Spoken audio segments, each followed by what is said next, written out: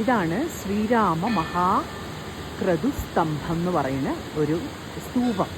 അപ്പോൾ ഇതെങ്ങനെയാണെന്ന് വെച്ചാൽ ഉണ്ടായിരിക്കുന്നത്, ഈ സ്തംഭത്തിൻ്റെ നിർമ്മാണം ഉണ്ടായിരിക്കുന്നത് രാമനാമം എഴുതിയിരിക്കുന്ന ഒരുപാട് നാണയങ്ങൾ കൊണ്ടാണ് ഈ സ്തൂപം ഉണ്ടാക്കിയിരിക്കുന്നത്.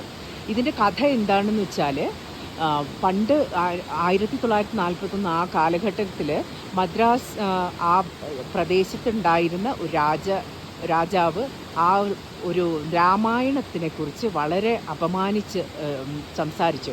രാമായണത്തിനെ അപമാനിച്ചു എന്നാണ്. അപ്പോൾ അതിൻ്റെ ആ മഹാപാപത്തിൽ നിന്ന് പ്രപഞ്ചത്തിനെ രക്ഷിക്കാൻ വേണ്ടി ആണ് ഇങ്ങനെയൊരു സംരംഭം ഒരു സ്വാമി ചെയ്തിരിക്കുകയാണ്.